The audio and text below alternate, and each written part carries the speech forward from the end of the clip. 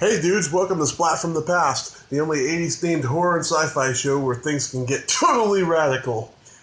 Now, I am so excited for today's show because, aside from the fact tomorrow is my birthday, I have a very beautiful, awesome birthday treat today. Birthday present. I'm going to be interviewing a childhood favorite of mine, Abby Hagyard. You may remember her. She played Valerie Prevert on You Can't Do That on television. You remember that classic Canadian kids sketch comedy show on Nickelodeon back in the 80s and 90s? I heard that, all the classic sketches, with the water and the slime coming down on the kids' heads and stuff. Classic show. And I'm going to be interviewing her today, talk about her beginnings and You Can't Do That on television and all the cartoons she did voiceovers for and stuff. And I can't wait. Oh my God. The day before my birthday, this is going to be the best birthday ever. This is my interview with Abby Hagyard. And this is the introduction of the opposites. Hi, Abby. Good morning, Tommy. How are you? I am spectacular. How are you? Really well. It's very early for you. Oh, yes, it is. I've done shows this early before, though. Oh, good. Yeah, it's such an honor because tomorrow is my birthday, and this is a really great present for me. Oh, well, happy birthday. Oh, thank you. How amazing is that? I know. What are the odds, huh? 1,000,000 to 1. 1,000,000 to 1. Yeah. What are you going to do on your birthday? Well, tonight me and my mom are going to go see a movie. Probably that new movie, The Book Club. Oh, yes. That should be fun. Yeah. And that looks like a really good movie. Yeah. And probably get me a cake. And I have a couple of conventions to go to next couple of weeks nearby. So, I got a good birthday to look forward to. Excellent. I celebrate birthday months. Birthday month, yeah. I do that too. And I joke about it because it's fun to watch people's faces. I tell people that the reason I celebrate all month long is a gift, really, to everyone who feels terrible when they miss your day. Mm-hmm. And then when people are nodding and smiling and making aha noises, I say, and it also gives them a chance to practice 29 times for the really big gift. Mm-hmm. That's pretty funny. And then they have no idea what to say. And I just stand there and smile and bat my eyelash. Because now they're screwed. Yeah. And we both know it. When's your birthday? My birthday's in April 16th. Oh, Aries. Nice. Oh, yes. Smack in the middle. Smack in the middle, yes. We live to serve-ish. Yeah. Yeah, it's a funny career that I ended up in, that people keep hiring me to play roles and perform characters who are maternal and I'm not. and usually, not very stylish and not, not the typical woman who would be starring in the movie called Book Club. And when I saw that movie advertised, I thought, see, that's my kind of women. My kind of women is that group. Mm-hmm. Sure, there's a book involved, but only tangentially. What it really is about is smart, funny survivors who happen to be female, who happen to be of a certain age. There are an equal number of terrific men to watch who are the same. They're smart, they're funny, they've survived. They're only a little bit bitter. they're delicious to talk to because they've been around the block, and when they realize that they're coming around for the second time, they kind of, put their shoulders back and put on a brave smile because it's not going to be any different. Yeah. It's going to be more of the same, really. Yeah. So, did you always know you wanted to be in show business? No. I was really shy as a kid, and my dad was in the military, and I was an only child, and so we moved all the time, naturally, in the military, and I was shy, so I was slow to reach out and make friends, and then, oh, look, we're moving again. And I think it was in my late teens when I realized that I was funny, or at least funnier, no, not funnier, quicker. I'm quicker than a lot of people. And maybe that is because of all the moving.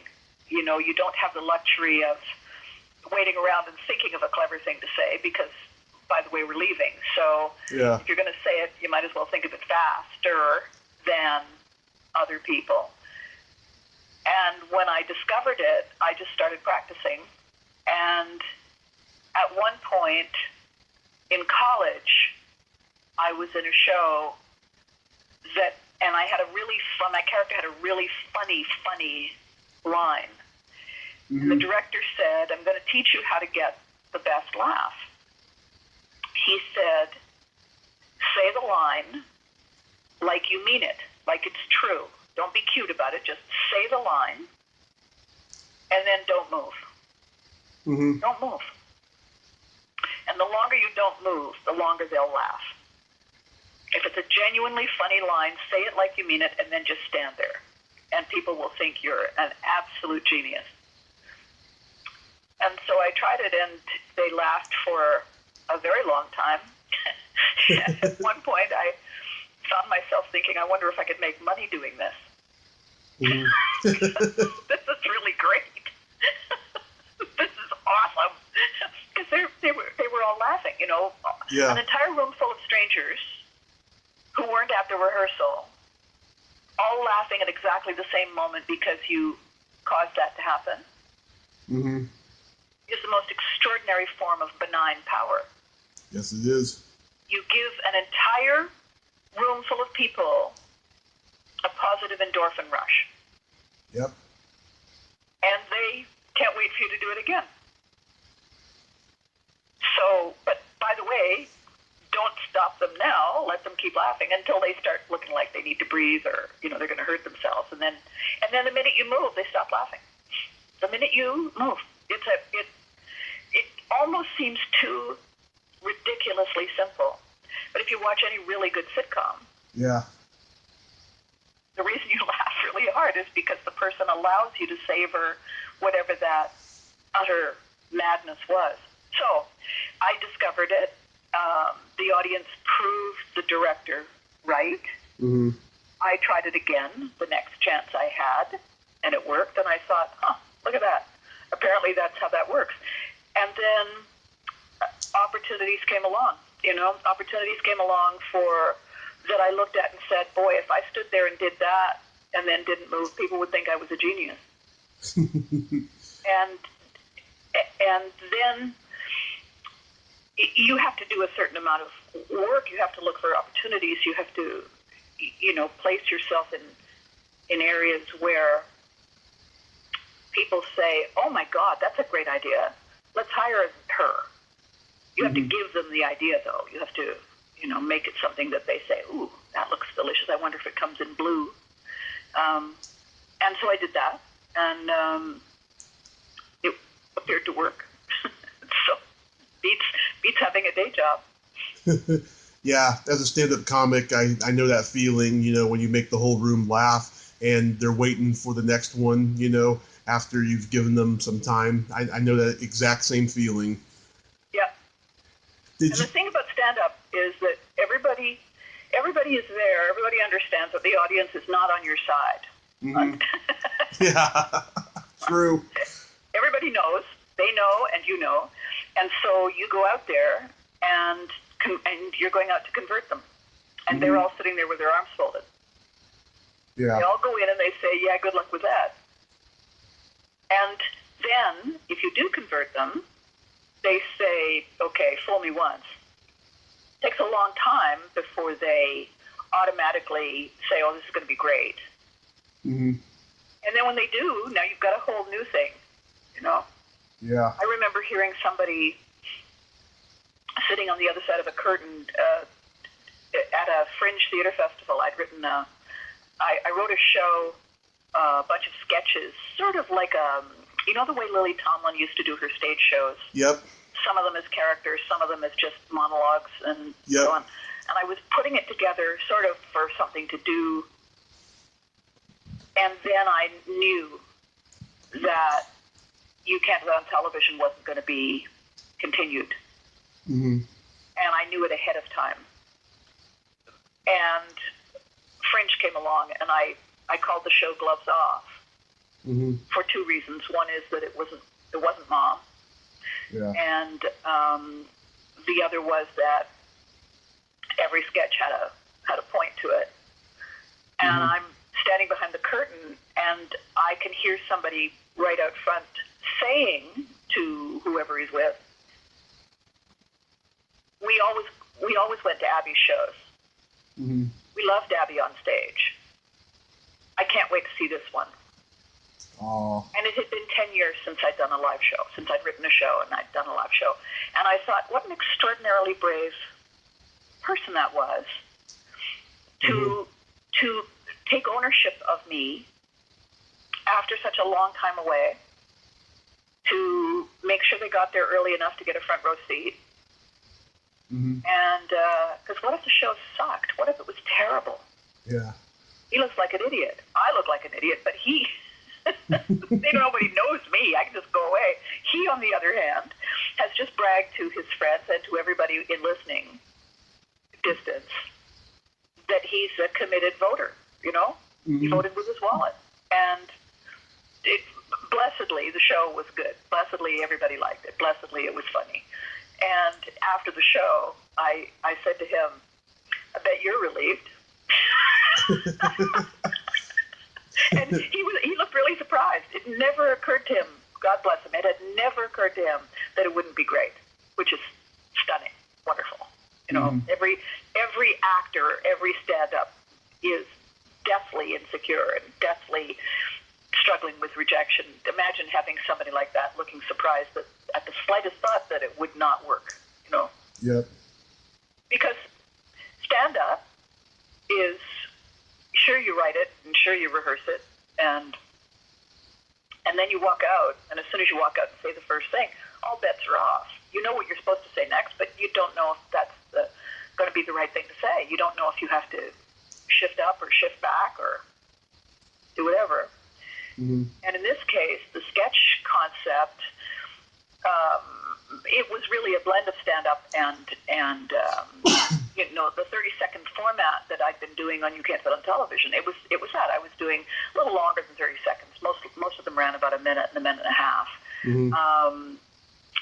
Just enough to establish a premise and lead them down the garden path and then hit them over the head with the punchline, right? And then segue to the next thing. And it was very different for them. They didn't know what to expect, and they had no preconceived notions except that I was a local girl, it was a local theater festival, and I had been on television. So, kind of strange. And a strange transition. Now, what's really funny is, thanks to the internet, that show that I did, that I didn't think anybody would ever see, because it was a local show. Yeah. You Can't Live on Television was shot essentially in somebody's garage in a small town. Yep. And when I got the call to go and audition, I said, I don't actually do children. I don't do, you know, it's not my thing. And my friend said, for heaven's sakes, who will see it? Yeah. Good point. Well, for heaven's sake. Well, of course. Get over yourself. We'll see it. So I got in the car and I drove down and I auditioned, and I was the least objectionable person to audition.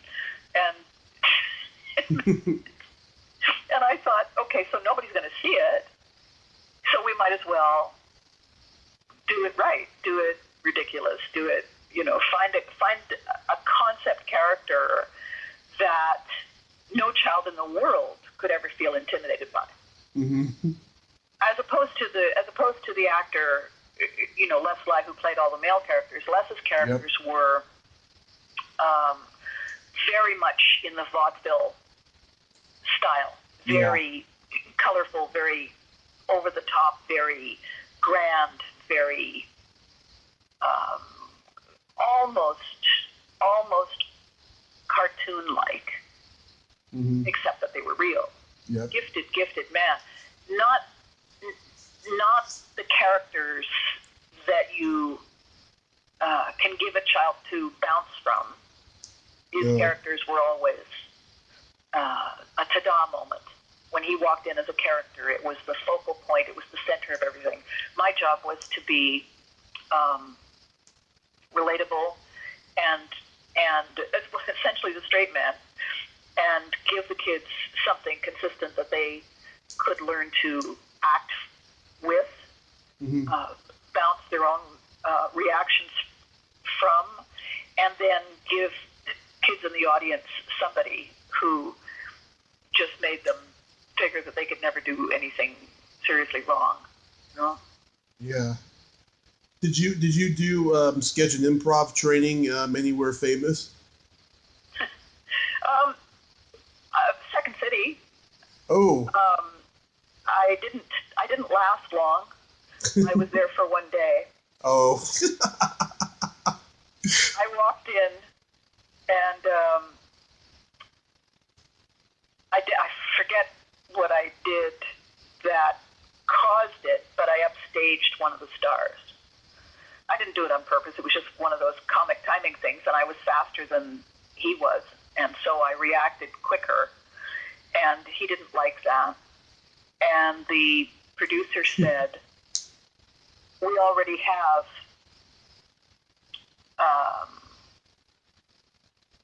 someone like you. Oh. Thanks for stopping by. Next.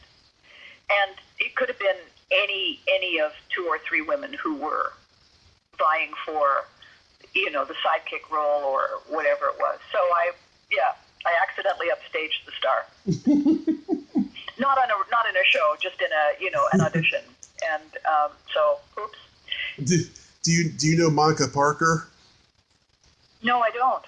Oh, she was at Second City for a little bit in the 70s, and she's got great stories she told me on here about John Candy and Gilda Radner and everybody who came from there. This was Second City, Canada. Yeah, in Canada. So I was there when Martin Short was there, and Catherine O'Hara and that crew, and so it just funnily enough, because I have done all of my work in Ottawa, the least show business town on the planet, unless you include politicians, and even then, Yeah. It inevitably, all actors end up doing documentaries. All actors end up doing stuff for the National Film Board of Canada. All actors end up. It's like doing things for PBS, And periodically, I would show up to do something, and one of the stars of Second City was there playing a role, and they'd say, "Oh, yeah, I remember you. You weren't with us long." No.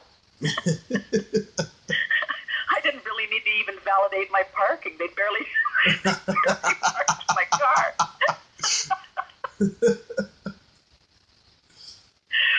The most interesting thing about examining show business is the fact that there's nothing there. Yeah. Last year I published a book called Fame, the collector's edition, and every time I say the title, I laugh all over the place because there is no other kind of fame, right? It's always a collector's edition. Mm-hmm. And what I did was I interviewed a bunch of the kids from You Can't Have It on Television and a bunch of adults who worked with them and other kids that I worked with because they went to performing arts schools or all of them making a living in the industry at some point. And I talked to them about the experience that I had shared with them so that it was a real conversation. It wasn't just, and so tell me how many cigars did you smoke a day kind of thing. It was a real, I knew these people. And then I asked each one of them eventually if they had a personal definition of fame. Mm-hmm. And they were all different. Every single one was quite different. And it surprised me. I hadn't started off making it some sort of a psychological thriller or anything. Mm-hmm. I wanted to know what they thought of as this multi-trillion-dollar industry that they had made a sizable dent in. And no two of them were the same. And that, it wasn't that it surprised me as much as it was an aha, that everybody sees their own thing when they look at it. Mm-hmm. Everybody perceives their own vision of success, their own version of what should happen. When I grow up, I'm going to be kind of thing. Yeah. When I'm a rock star, and the fact that they're all so personal, that it's completely subjective, I think is the fascination. Everybody can own it. There are people who would say, oh, well, no, I would never want to do that. I just recently did a Comic-Con event in Ottawa. Mm-hmm. And a lot of the people said, oh, I wouldn't want to be famous.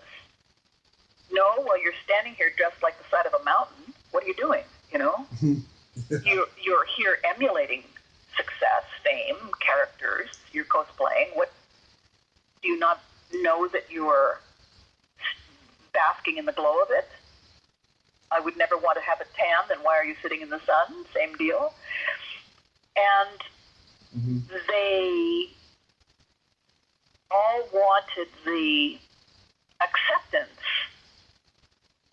I think, from something they'd only ever experienced vicariously. They'd watched it on television, they'd rented the movie, they played the video game. They could come to a live event and actually get their picture taken with it. Yeah. So it brought them into a closer orbit for a little while. They wouldn't want to live there forever, but they got to stand in the orbit, and then they can show each other the pictures. Yep. When I reached out to the organizer, so Ottawa Comic-Con is where You Can't Have It on Television was made. It's also where the Care Bears were made. It's also where The Adventures of Teddy Ruxpin was recorded. So Ottawa has a triple play reputation for children's entertainment that is quite extraordinary, given that it's Ottawa. Mm-hmm. And I said, so I'm the hometown girl, so I should have a booth. And he said, yes, you should. And I said, oh, good. Well, thank you, dear. Are you wearing clean underwear? And he laughed hysterically. And I said, I'm going to see if I can get the lockers from the show. Oh, my God, you'll need a bigger booth. Mm-hmm. And I thought, okay, I have no idea what that just was. And yes, I will need a bigger booth. And I went and got the lockers, and that was a royal pain because, oh my God, they're made of steel. They're heavy and awkward and stupid. And every single person who walked by them went into suspended animation when they saw them. Mm-hmm. And then they saw the mom costume. And they, again, blinked, froze, and they said, this is my childhood. You brought me my childhood. All these other things are what I do, what I'm doing since my childhood. You brought me my childhood. And they couldn't, they had to touch the lockers. They had to, are they the real lockers? And it was extraordinary. Absolutely extraordinary. In their case, was it fame? Was it show business? I don't know. I think it was an amalgam of it. stand next to it, they got to say, if I say I don't know, will I get slimed? And I said, no. However, you can wear my slime green feather boa. And I brought a whole basket of feather boas with me, and I told the guy who was organizing, I said, I'm going to hijack Comic-Con. And he said, sure you are. Sure you are. 20,000 people, you're going to hijack Comic-Con. Mm-hmm. And we got all of the major characters, costume characters, to come and pose in front of the lockers wearing feather boas. Nice. Darth Vader in a lime green feather boa. Oh my God. then I think that would make him Luke's mother.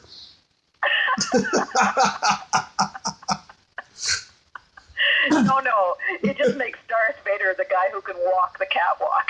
Yeah. and then one of the stormtroopers, we were like, I don't know, 50 yards away from the 501st Legion, you know, the presentation they do, all the stormtroopers and Darth Vader at all these events. You know about it? Mm-hmm. Yeah. So we were right there. So every time they went by, they're waving and blah, blah, blah. And one of the stormtroopers came by with the guy who was operating R2-D2. And I said, feather boa? And the stormtrooper said, I'm good. And I said, Darth Vader wore one. And he said, really? Okay, bring it on. And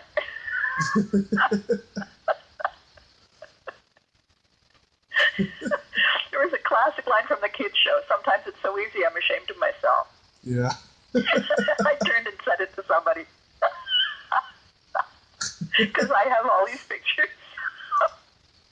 Every single person you can think of. Groot? Yeah, feather boa. Yeah.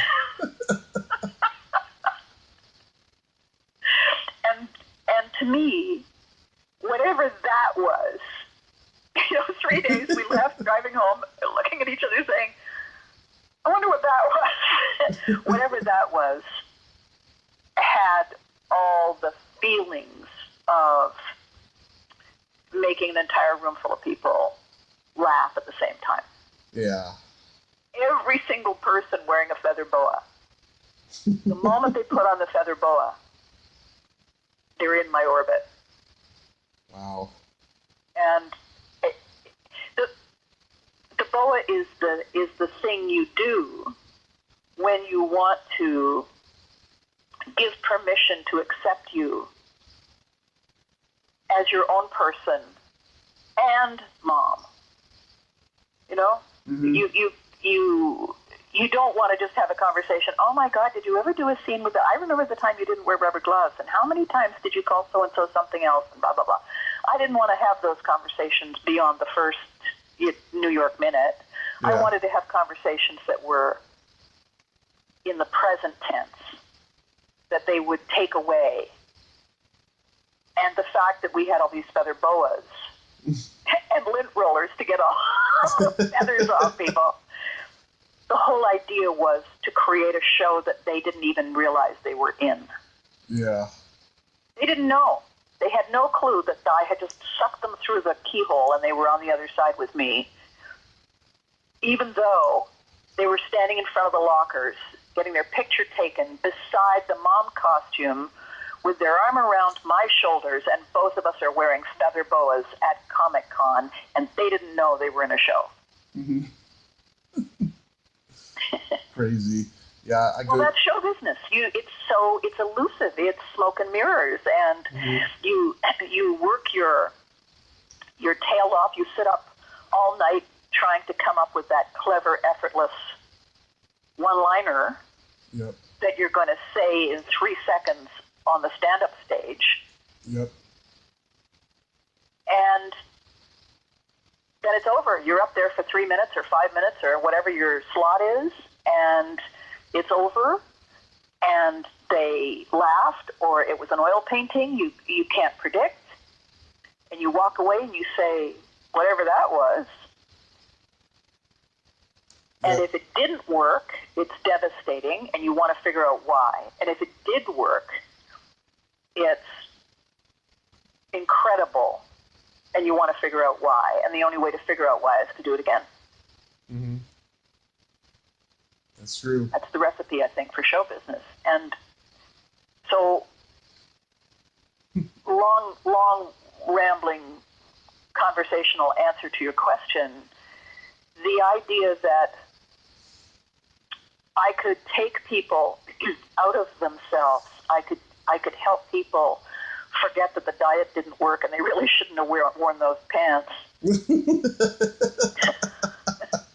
And maybe if I turn this way, right? Yeah. If they forget that for as long as I'm on stage, that's the same thing, that's the same positive endorphin moment that they never forget, and they want to come and have me do again. That's really what the business is about. And the guys in the suits crunching the numbers, they're looking for that too. They're just looking for it in a more pragmatic, bottom line way. And the crazy thing is that it's completely random. Cannot predict. Surefire, we'll do it again. Didn't work. Yeah. Yeah, I watched You Can't Do That on Television from the time I was 3 till I was about 5 every single afternoon on Nickelodeon. And then when I started school, I would watch it every Saturday morning till I was about 10, and then Nickelodeon stopped playing it.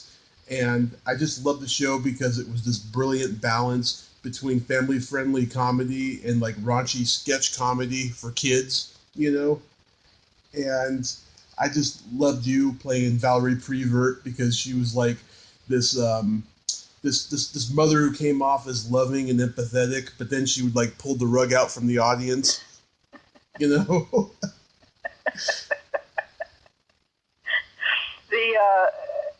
best thing about her was channeling my mother when my mother wasn't paying attention. My mother would get this slightly off tone in her voice when she really wasn't listening.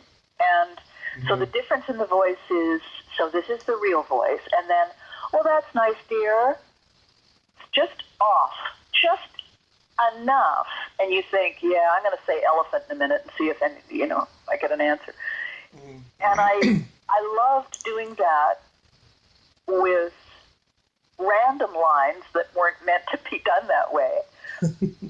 Because the kids who were on the show in the early years, brilliantly coached by my good friend, Carol Hay, were taught to be themselves authentically in a completely artificial situation. Right.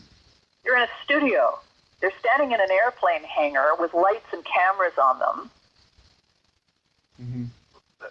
reading or repeating lines that they memorized is not a normal function for a 10-year-old.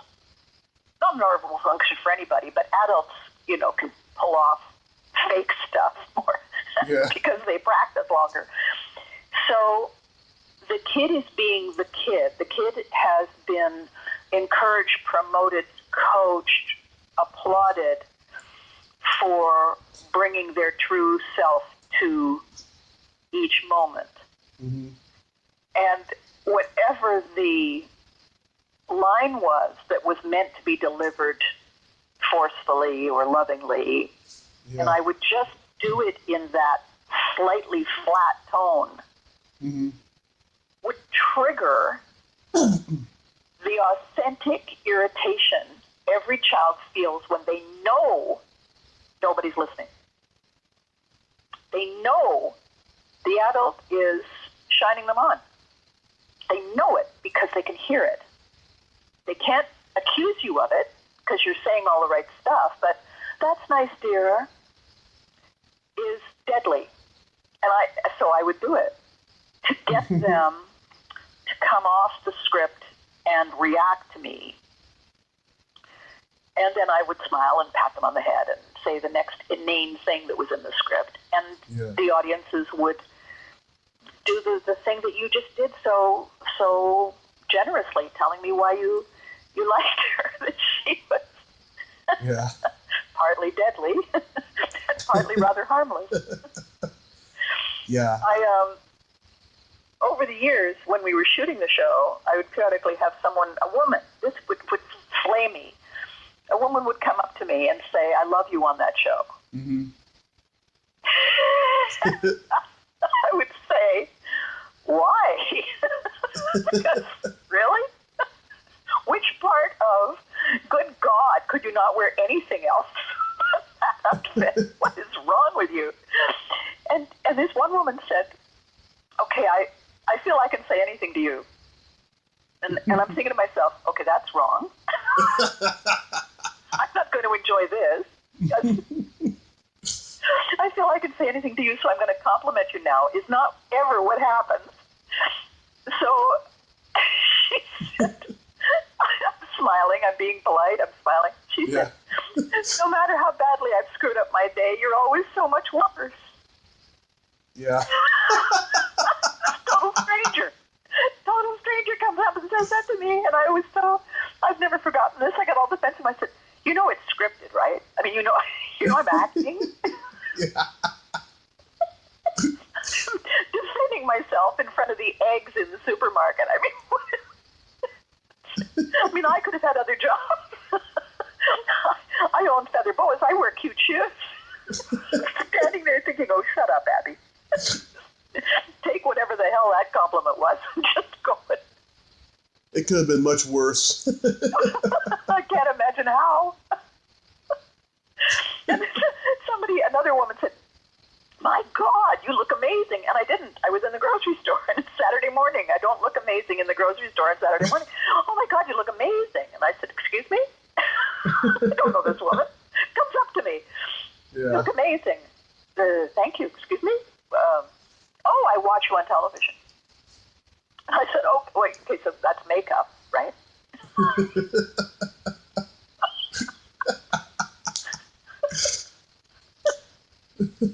Oh my God. I know.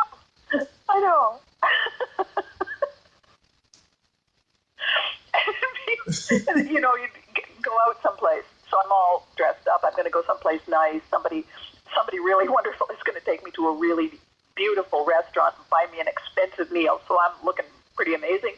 Mm-hmm. Somebody comes up and says, "Oh my God, I'd recognize you anywhere." Really? So much for the false eyelashes and the dangly earrings. Apparently, I just look like that. and all because I really didn't think anybody would watch the show. Mm-hmm. So, you know that whole thing, dance like no one's watching? Mm-hmm. Yeah. So they were watching, and now they're watching on the internet forever. Yep. Oh, good. All around the world. Perfect. It's like I look unfortunate forever. Yeah, it's like George Orwell's 1984. Oh, really? Groundhog Day, actually. Oh, look, there I am again. And so everything about the best of show business is, I think, equally the worst of show business. Yeah. If you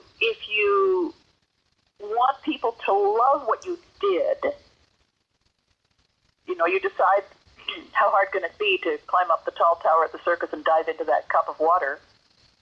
And so you do it. And they say, "Oh my God, that was the most amazing thing. We'd like you to do 6 shows a week." You say, "I'm not going to do that. Are you out of your mind?" So you wanted somebody to hire you. Yeah. And you didn't think it was going to be difficult, and it was something that you're not afraid of heights. You've always liked to swim. You look good in a bathing suit. But, oh, no. See, halfway down the fall from that platform, you're thinking, no. Do this again. Every time you go to a spot where you think it's going to be a great show, and it isn't anything you expected, part of the adrenaline rush is making it look like it is. Part of the adrenaline rush is the surprise when it works. Part of the adrenaline rush is when they actually pay you.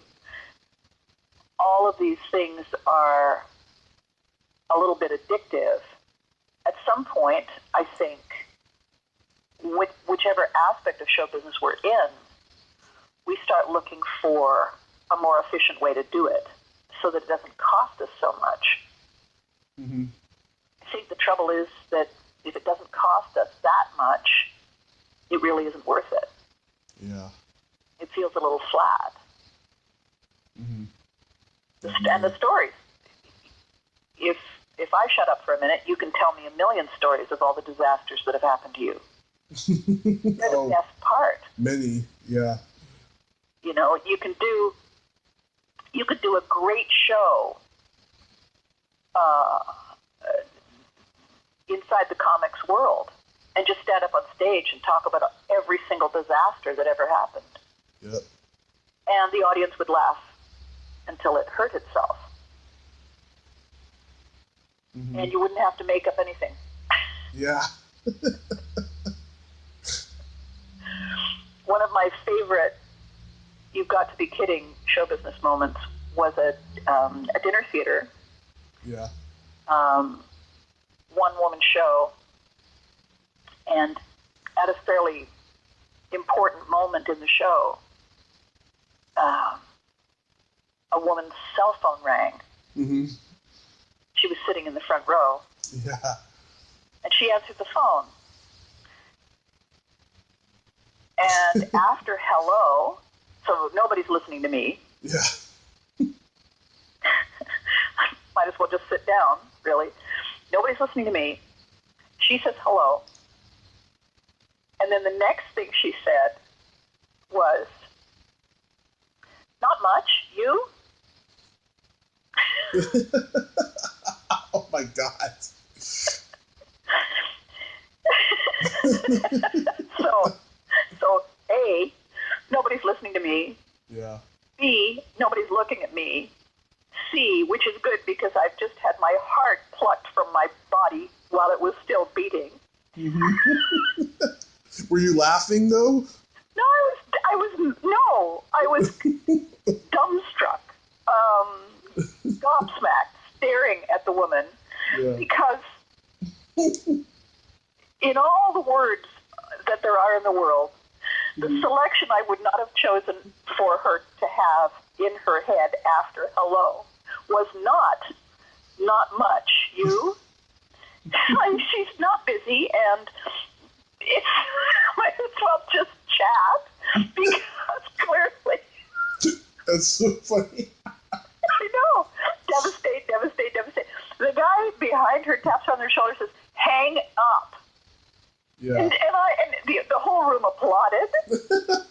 I'm basically a spectator. I'm, standing there. I just happen to be the one on the stage.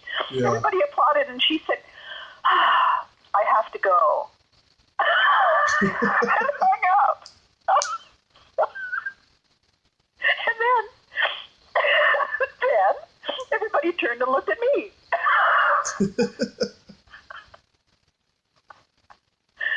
Oh my God. And I wasn't doing stand-up, it was a scripted show. Yeah. And I have no idea where I am. I don't know.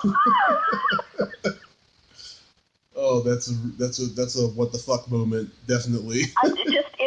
You stand there, got nothing. Inside the head, the little guy who hands out the Glover stuff is also standing there with his mouth open, like he's got. The two of us are looking at each other. He's got nothing. Oh my God. So there's a horrible fascination, wondering if that's going to happen again. Mm-hmm. Like, you can't fix that. You can never fix it. You can wonder, though, if it could ever happen again. So you want to be so awe-inspiringly wonderful that people would, of course, automatically put their phones on vibrate or leave them in the car, really, Yeah. No, they don't. No, they won't. So is it pathetic? Or is it chasing a dream? Or mostly I think that it's the flawed nature that of us all, that we're blessed by the gods if we have the power to laugh at it, Mm-hmm. You watch politicians in any country who take themselves so seriously, and you think, dear God, do they never play any of this back? I mean, do they not have a mirror? Do they not? Is nobody saying, so maybe not that exact phrase next time? And there's a friend of mine likes to call it, they're situationally tone deaf. Yeah. The place they are, they can't see or hear. Mm-hmm. And people like you and I don't get up on stage to try and convert those people. No. That's a wasted effort. Yeah. We play to the people who already voted. They bought a ticket. They got off their comfy chair. They hopefully changed out of whatever it was they were wearing. Mm-hmm. They got in the car. They took public transit. They found a way to where you are. They paid to get in. They're sitting on a hard chair facing the front. Mm-hmm. They've committed a lot. It's proof that they were ready for a break. They were ready for a diversion. They were ready to think, smile, laugh, whatever form your entertainment takes. Yeah. Harder to predict with television because you can't see the audience, that your real audience. Even if you shoot in front of a live studio, your real audience is the people you can't see. Mm-hmm. Radio is even crazier because you're invisible, and people are listening to you while they're doing everything else, so they're completely distracted. Right. It's a tough situation that we place ourselves in. Somebody who's a rock star, people pay a bunch of money for a ticket. They go and they let the mob madness infect them. Yeah. And the rock star comes out on stage, does the thing, and everybody's jumping up and down, and they still don't know what the real impact of their work was. They can't tell. They go away. Was it good? Did they like it? Sure, they liked it. Yeah, but were they just frenzied and hysterical? Sure, they were. It's fascinating, and it's I think maybe it's impossible to figure it out, no matter how many different opportunities we have to look at it. One of my kids, the former kids in the fame book, said his definition of fame was that it was an echo. Fame isn't about what's actually happening. Fame is everybody's expectation based on what happened. They don't come to the concert because of the thing you are going to do. They come to the concert because of the thing you did, and they bought the album. Yep. They don't come to your stand-up because of what you're about to say. Right. They laugh themselves sick at the thing you did last week, and they want to see if you're going to make them laugh again. And I thought that was a pretty interesting definition, that it's an echo. In which case, we're chasing echoes. Yeah. Great. We need to have our heads examined. Yeah. And Comic-Con,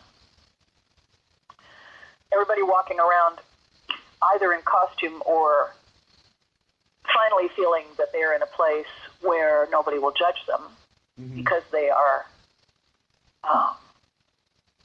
fascinated by the opportunity to disappear into a fantasy. Yeah. And they're all there among like-minded people. I bumped into a lovely guy who is one of the artists who travels to all these shows. And he was walking around. He had Army veterans patches on, and he was accompanied by a service dog. And he said, I have PTSD. Oh, wow. And I said, how's the dog working for you. And he said, Dog's amazing. Dog changed my life. And I said, you know, the PTSD thing in crowds, he said, yeah, but I'm among the broken. I feel very, very at home here. Mm-hmm. And I thought, what an interesting statement that he recognized his audience more clearly than I did. Yeah. I was just there to see how many people I could get into a feather boa. I was a hijacker. I wasn't really caring beyond seeing how many people I could convert from, oh, you were so goofy as Mom, or, oh, I loved Friend Bear, or whatever. I wanted them to get to know me now, to disprove that fame is an echo. I wanted them to know me today. So the echo-worthy memory they took away with was a picture of themselves in a feather boa, because most of them never wore feather boas. Most of the men had never worn feather boas. Yeah.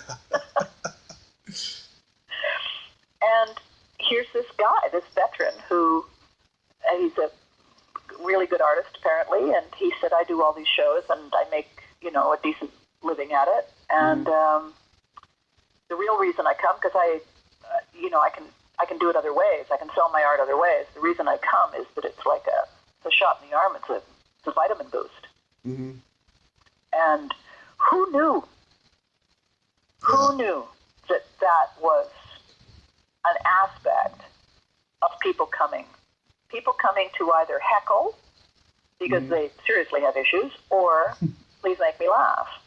Yeah. Interesting. It's an interesting way of looking at how you're going to write your next spate of material and how you focus it. If you know that they're not feeling well, if you know that they've got something, and all God's children got something, then you're giving them something to take away the pain for a minute. Yep. That's true. Yeah. And, back to the thing I said, the diet didn't work and I shouldn't have worn these pants. Oh. Did you have a favorite character that Les Lie played?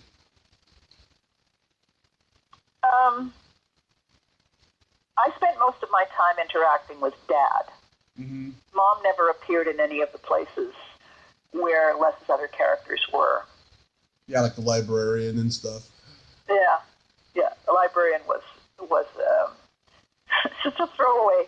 The producer said we were thinking of a librarian, and I said, well, she should be somebody who doesn't like children. Yeah. What are you doing here? Les's character, Dad. Mm-hmm. He was a senator. More fun when the script forced our characters to have conversations as opposed to reacting to the kids. It gave Les and I a chance to actually do some acting. I had worked on other shows with him. And most of the shows that he had done, he wrote, and so he would call me and he would say, I have an idea for a character for you. What do you think about this? And he was a good actor. He was a very talented voice actor. We did a lot of voice work together. And getting a chance to act with him, to cause him to react beyond the script, is always, I think, the most fun you can have with somebody that you respect and admire. Right.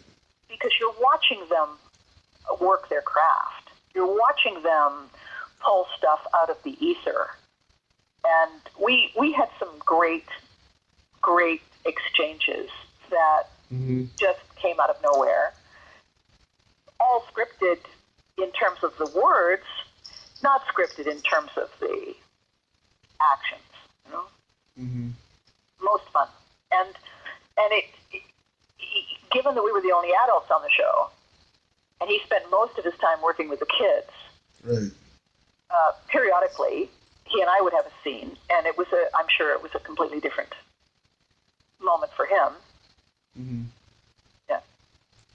Yeah. Did you have a favorite episode? No, you have to remember that we didn't shoot them as episodes. We shot the show in batches, Mm-hmm. where we shot all the kitchens for 5 episodes. So the script was taken apart, Mm-hmm. and you completely forgot that the theme was ghosts or dieting or divorce or whatever. Yeah. And you just, for 3 days, shot kitchens. So I never shot an episode. I never did an episode. There were sketches that cracked me up. There were sketches that, like moments where a kid did something blindingly genius Mm-hmm. that just slayed me. Mistakes that the crew made, special effects that didn't work, things that somebody accidentally did that upstaged or deliberately done to try and throw you off. Les liked to try and throw you off if he could. And that was a lot of fun because it would come out of nowhere, and and the crew would, laugh hysterically. And sometimes there were episodes where Les was in the living room watching television as the opening sequence to something. Mm-hmm. And I remember one day they said, we're going to have Les, it's just a throwaway opening, but Les is watching one of those TV exercise videos. Mm-hmm. So we want you off camera being the voice of the woman doing the exercise video. and my line was, and 5 more, and 4 more, and 3 more, and 2 more, Yeah. my voice. And I'm off camera. And he's standing because he's going to do whatever. He's going to flail around and look like a fool. Yeah. And I did this incredibly sultry, sexy voice.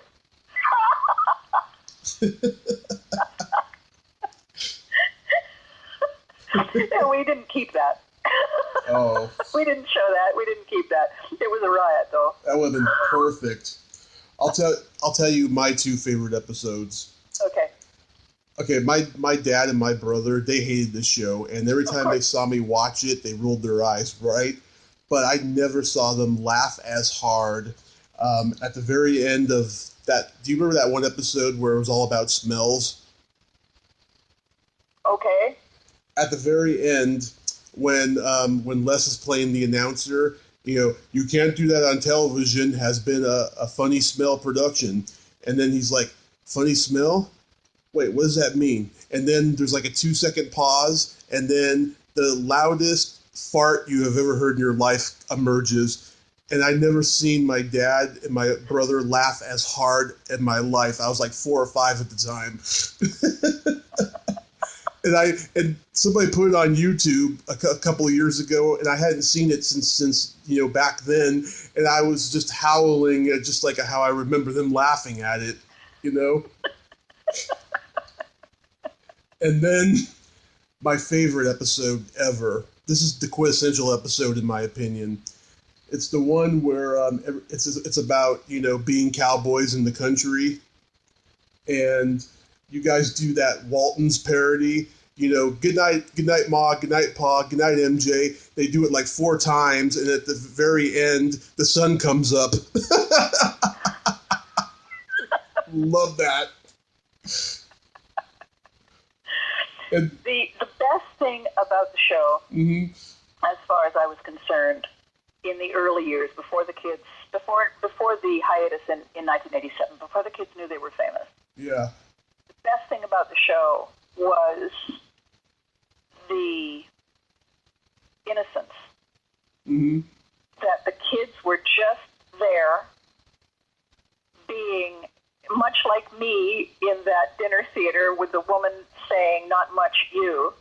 The kids were given opportunities to stare at the adult's concept of normal with that same disbelief, flat jaw slack disbelief, week after week after week.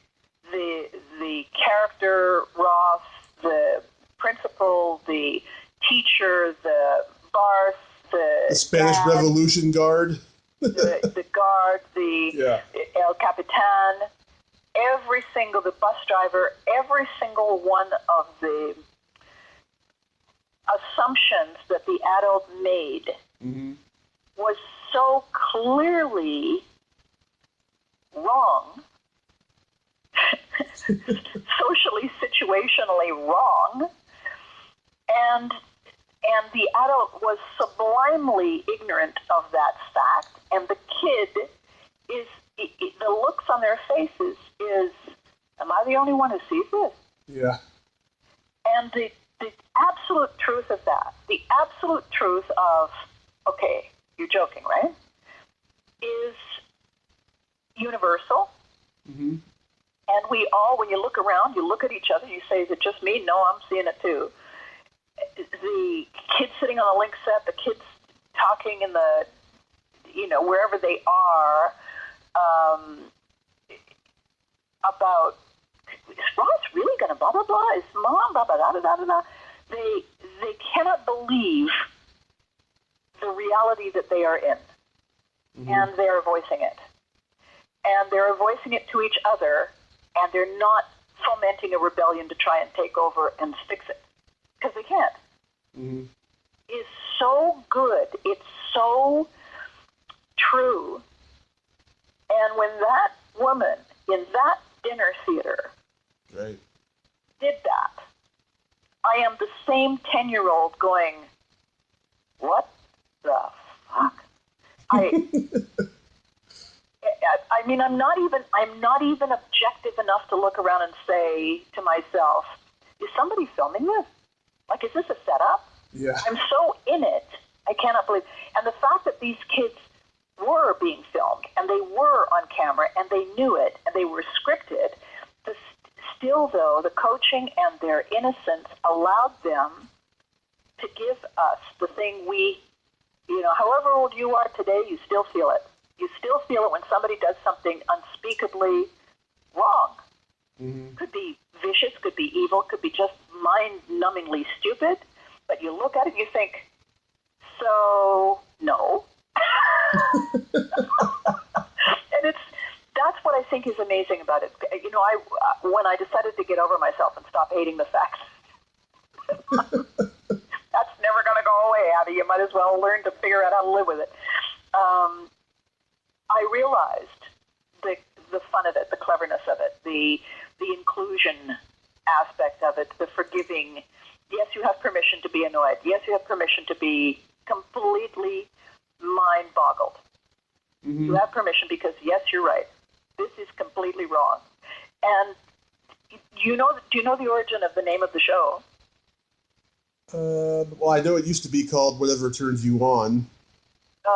So Roger went to meet the head of everything. Yeah. And explained what he was going to do. The head of everything said, don't be ridiculous, you can't do that on television. And he said, yes, I can, and that's what I'm going to call it. Wow. And prior to that, he was in England, and he had a show that was skewed to a slightly older audience. They had sort of rock stars singing and young rock stars singing and whatnot. And when he went to the head of BBC and told them what he was going to do, they said, you must be joking. And he said, no, I'm not. I'm deadly serious, and that's what I'm going to call it. So his show in England was called You Must Be Joking, and it was the same premise with the sketches, only the characters, instead of making a TV show, were singers. Mm-hmm. And the thing in Ottawa, Whatever Turns You On, was he was trying to do a variety show that would appeal to an North American audience, because variety shows appeared to work, the Laugh-In thing and Carol Burnett and all that kind of stuff, all had music, all had live guests, all had that component.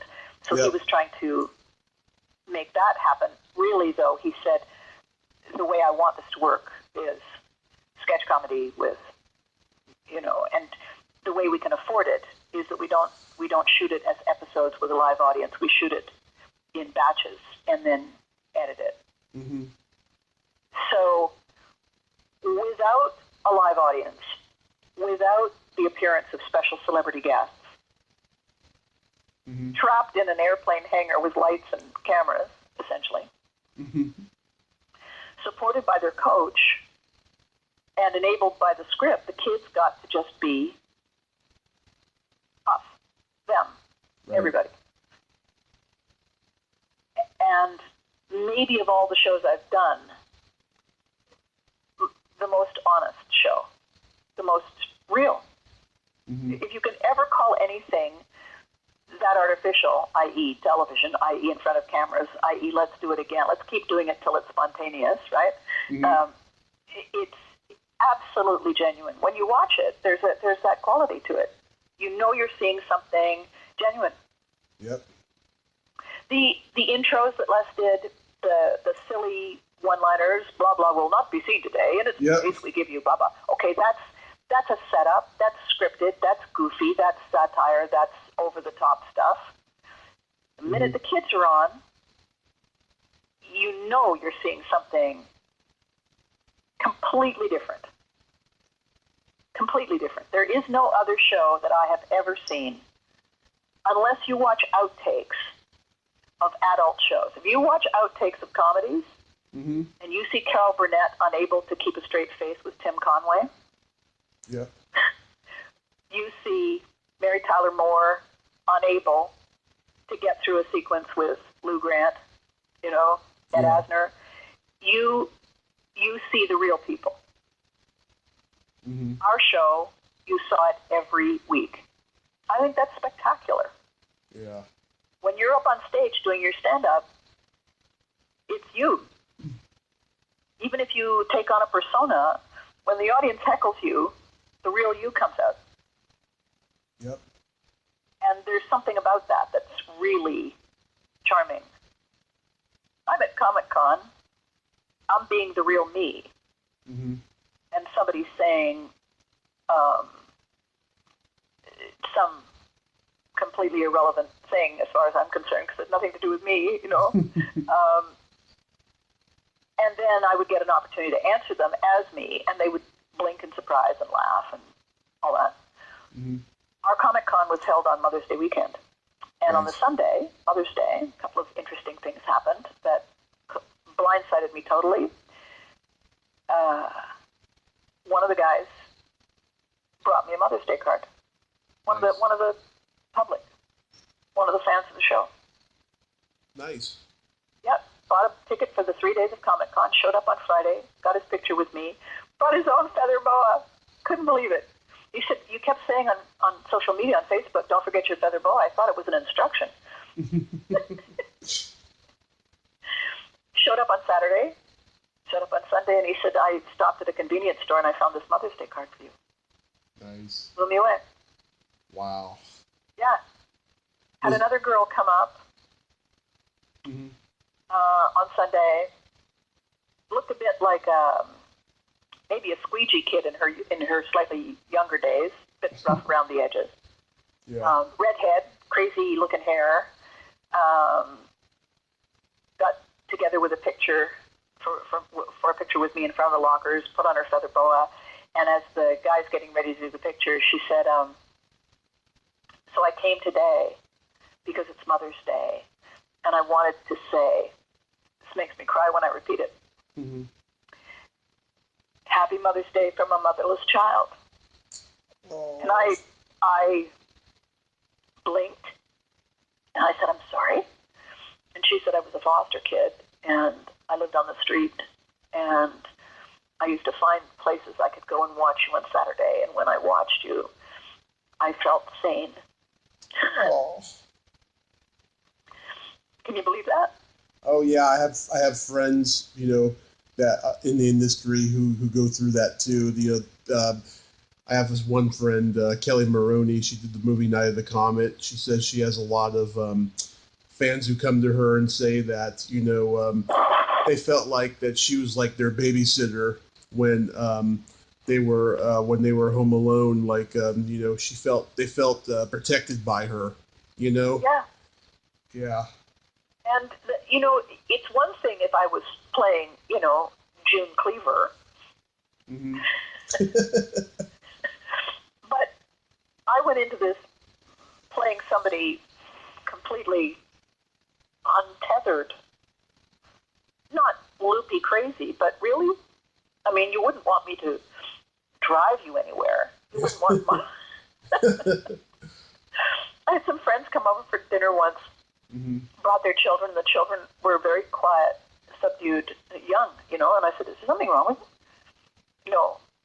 Okay. Really? Are they always this quiet? No. And then I served dinner, and I knew they were coming. I knew they were bringing their kids. I made meatloaf and mashed potatoes, and, we had apple pie or something. Yeah. And the kids were so different when dinner was served. And I said, so what's up? And my friend said, they thought you were going to serve liver and lima beans.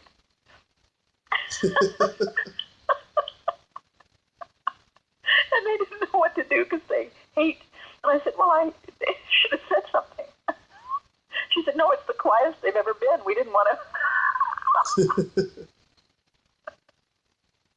Oh my God, crazy. So it's I think given that you straddle both sides of the fence the way you do, mm-hmm. You're in the business of the business and in effect commenting, reporting on the business. Yep. You're seeing it in a way that a lot of people never do. You're seeing the the characters, the actors, the shows that you loved and still love in their own right. And then you're talking to the people who made them possible, and you're discovering things that may burst a bubble or give you hope that there's a light at the end of the tunnel. Right. It's fascinating. It's endlessly fascinating how it works, who these people are who create these characters, what the dynamic was that brought it together, why people are still fascinated to watch. Seeing the faces of people walking down that hallway, suddenly realized they were staring at the locker doors from You Can't Do It on Television when they had come to Comic-Con to see Jason Momoa or whatever show, mm-hmm. Doctor Who. The cognitive dissonance, the sudden disconnect from why I thought I was here and apparently why I'm really here was fascinating to watch on their faces. Mm-hmm. 1 minute they were them, and the next minute they were 10 years old or 8 years old or 5 years old. Yeah. Bam!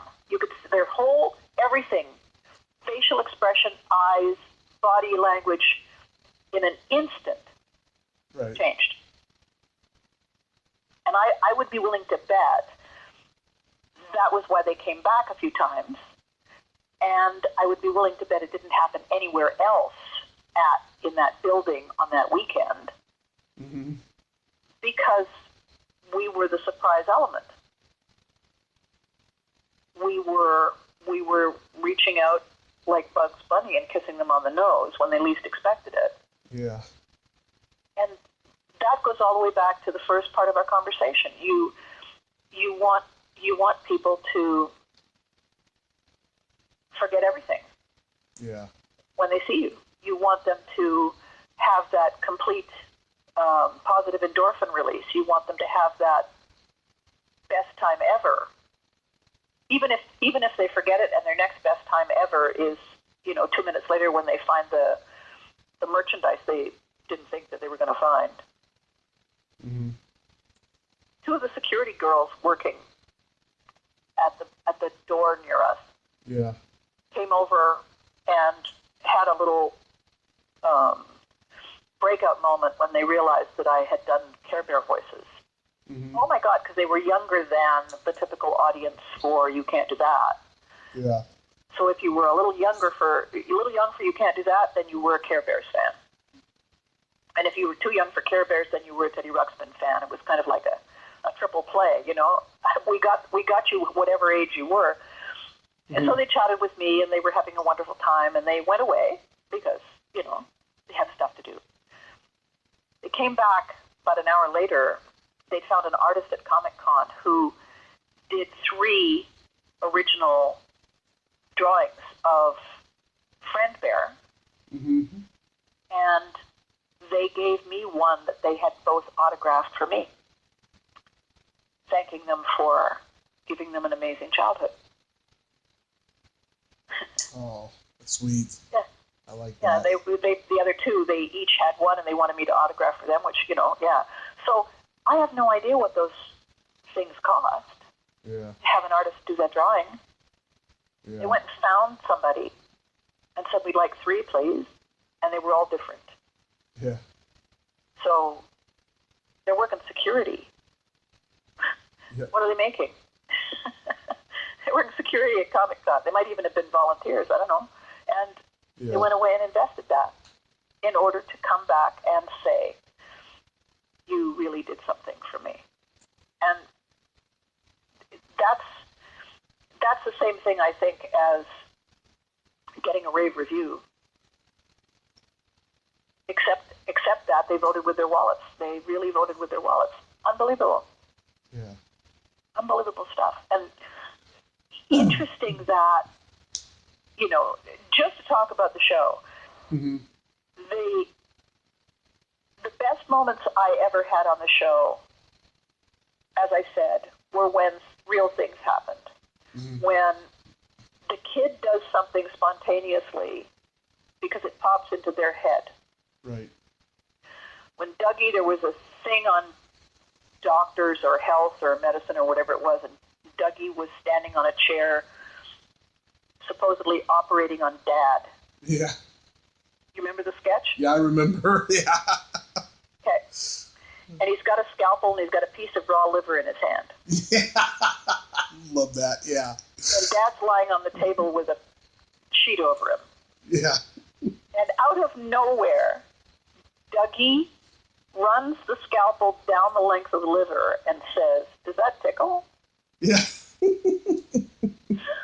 I remember that. Yeah. Not in the script. I love that. Those improv moments are great. Yeah. The Statue of Liberty sketch, when Mom wants to be more than just a mom, she wants to be recognized for something bigger, and I'm dressed as the Statue of Liberty, and I'm waiting behind the door, and on my cue, I walk out. Well, the reason I blew it was that behind the door, somebody said, "Oh, let me just get a quick picture of you in that outfit." So I'm vamping for the photograph. I'm vamping for the photograph, and I'm not paying attention. And suddenly, I hear the floor director say, "Go." Yeah. So I open the door, and I swan in through the doorway, forgetting that I'm holding my arm too high, and that I have a lamp in it, and the lamp is made of styrofoam. And as I go through the door, the styrofoam lamp connects with the door frame, which is, by the way, made of shim. I mean, it's literally cardboard, you know? And it makes this thonk sound that was...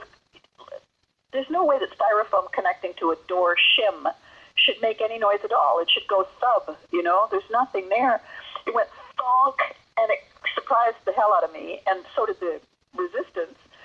And, by the way, I broke the lamp. By the way, I came through with such a swan through the door that I broke the lamp. So all three things, I know exactly how fabulous I think I look. And I don't mean that I look fabulous, but that Mom thinks she looks amazing. So I'm swanning in through the doorway, and I have just now blown it. When are you going to blow an entrance? When you think that you're, you know, you can defy gravity. And all of that hit me all at once, and I couldn't stop laughing. I burst out laughing. And I laughed so hard, and I kept trying to fix it, and I couldn't. The great thing, they kept it, it's an outtake. The great thing about watching it is Justin Cammie doing a Catskills comedian. Let's hear it. Let's give it up for her. Yeah. He does a little bow thing. The other great thing about it, and because he never did stuff like that, and it was amazing. His timing was perfect. The other thing was, if you can find it and you watch it, you can see the boom truck shadow shaking. Yeah. It's only shaking for one reason, and that's because the camera operator up there is laughing that hard. Mm-hmm. The whole boom is shaking. I gotta watch that again. It's been a long time. So those are the moments when, you know, the theater gods are saying, "Oh, you think you're clever? Watch this." Yeah. And I don't think we get enough opportunity for that. I don't think we get enough chances to forgive ourselves for being flawed. Yeah. That's why people go to stand-up. They go to hear somebody make fun of, not derivative, okay, but genuinely make fun of how clever we think we are right up until we aren't. Yeah. That's the initial reason to go. I agree. I don't think there's enough of it. I don't think we get enough chances to do that. And you see stuff on social media. Somebody said to me the other day, you know the trouble with social media? Huh. And I said, no. People are so afraid that the rest of the world will think they're not perfect. And I burst out laughing. Then I realized that they weren't kidding. Yeah. I'm howling with laughter, and then I realized I'm the only one. And I said, you're serious? Oh my God, Abby, have you not realized that everybody on social media is terrified about what other people will think? That's why they put all these fake pictures and why they pretend that everything's okay. And I said, Yep. They do? Because I don't. I'm using it as free marketing. Yeah. You know? I went on social media and started posting pictures of shoes for no particular reason except that they're cute. And then I suddenly realized when a complete stranger reached out one day in a private message on Facebook and said, "Hi, Abby, you don't know us. My wife and I are on vacation in Key West. We're huge fans. We follow your Facebook posts, and we love your shoes. Anyway, my wife just said, oh, look at those shoes. That Abby Hagyard would love them. So here's a picture." Nice. And there was a picture of an absolutely fabulous pair of shoes. And they weren't my friends on Facebook. Yeah. They were just following my public posts. Yeah. Two random people I have never met who did not mention the show. Yeah. They did not mention that I was an actor. And I thought, okay, I have no idea what that is. And how do I do it again? I keep doing that because I don't know what that is. 2 days before Comic-Con, I'm in a corner pizzeria meeting with the girl who is helping me bring random eclectic stuff to put in the booth. Right. And it's snowing. It's May the 8th, and it's snowing, for God's sake. And a guy comes over to our booth, and he says, "Hi, I don't mean to interrupt," and he's got that smile on his face that you recognize. It's the one where they've seen you. You know that smile? That you can see all their teeth, and they look eager, like a dog. I hope you'll throw this stick for me. That look? Yeah. Okay. So I hope I'm not intruding. And I said, no, of course not. And the girl on the other side of the table has never had this happen before. She's never seen this happen up close. Right? Because, by the way, it's Ottawa. You know, who the hell am I? Anyway, he says, "You're the Facebook shoe lady, right?" The shoe lady. And I blinked, and I said, I am. And he said, I knew it. I'm sitting with my friends, and I said, that's her. That has to be her. I'm going to go over and make sure. And then he put out his hand, and he still got that goofy smile. And he said, it's just such an honor. I just love your shoes. I don't want to intrude. I won't. I just wanted to say hi. Shook my hand and walked away. Oh, my gosh. I turned back to the girl, and she said, what the hell was that? I said, I know, right? I don't know. She said, that's bizarre. I said, I know. Well, that's show business for you. It's the same. Yep. What is it? What is that? I know it, no clue. Nothing to do with anything I've ever done. And somebody said, how many shoes do you own? And I said, oh, for God's sake, I don't own any of them. I look for pictures, you know. Oh. And I said, what I'm really doing is I'm educating people to think of me without the gloves. While you're looking at the shoe, you're not saying, boy, those would go with those gloves. Yeah. Nobody is saying that. They're saying, good God, how does she walk in those? It's a different conversation. So the thing that I'm doing essentially is I'm writing new material. Nice. You should. I'm writing new material without saying, hi, I'm back and I'm rebooting and you're going to love my new revised whatever the hell it is, because there's never going to be a show about Mom. Yeah. You know? Mm-hmm. There was only barely a show about Roseanne. There's never... God. Nobody's gonna sit down and hire a bunch of writers to write a show just for me. That's crazy. Mm-hmm. I would write for you though, Abby. I really would. Well, thank you. Yeah. But really, somebody would write just for Mom? No, you have to have the kids. You have to have. Well, the kids are now 45 years old.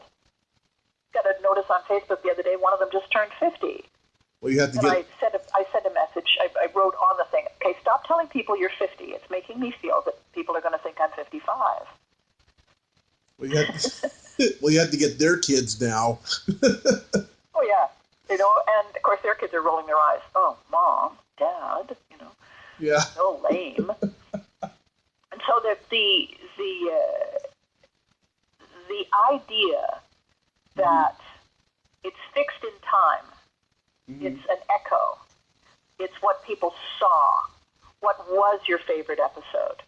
My favorite episode is the one that's happening in the moment. My favorite episode is when somebody sends me a thank you when they receive their copy of Fame. Mm-hmm. And they started to say in their compliment, having read some of it, honestly, I don't know. And then they cut off the word no and put a bracket. I actually just looked up. I can't imagine. And then continued the sentence, I can't imagine.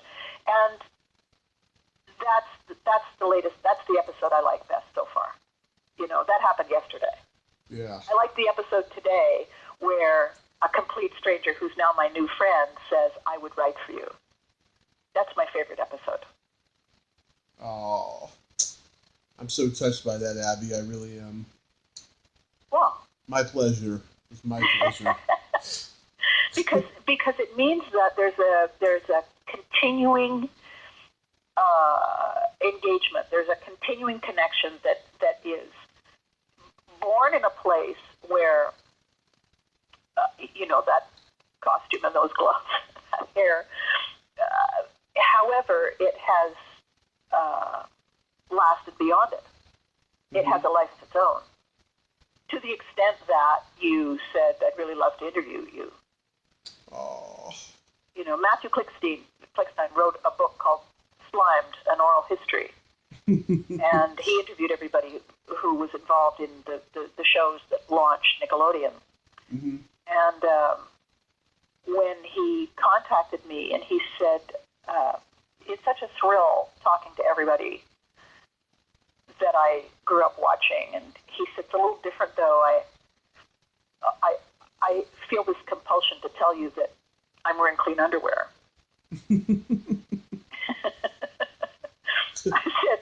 I said, well, thank you, dear. And then we both laughed because the tone in my voice, not the thing I expected him to say to a complete stranger. The conversations that everybody had at Comic-Con, the things people were saying to me, right. They were saying, I never expected you were like this. Oh my God, I've had so much fun. I hope you don't mind. I came back to the booth 3 times, and I said, as long as you keep buying stuff, honey, more pictures. Can we chat? Blah blah blah. There's something they're having fun with, and they're not just standing there with that goofy, starstruck fan smile. Mm-hmm. They're having a conversation. Yeah. One guy said, I'm writing. And I said, oh, dear God, do you have a job that pays money, or do you know someone with a lot of it and they care about you? And he burst out laughing. I said, because writers don't really make a lot of money and nobody has any respect for them. Yeah. And he said, why is that? And I said, oh, I'll tell you the secret that I learned a while ago from my friend Carol Hay, who said, besides who will see it, she said, writers get no respect because everybody learns to write in grade 2. Mm-hmm. And I made a pithy remark at the time that there's a difference between writing and writing well. Mm-hmm. And she said, yeah, they don't care. They don't know. Yeah. Start at the top left. When you get to the bottom right, turn the page. That's all they know. Yeah. So how is it different when you're always funny. Must be nice. Must be easy for you. You're always just naturally funny, right? Yeah, sure I am. Sure I am. I have a dent in the middle of my forehead from where I bang it on the corner of my desk to try and get something to dislodge in there.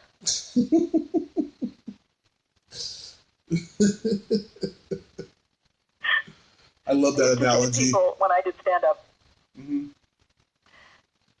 people who write for a living were dropped on their heads as children. People who perform what they wrote were dropped twice.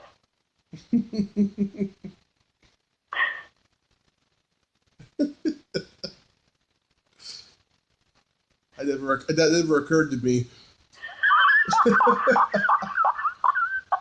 It really didn't. It would explain why I'm so fucked up.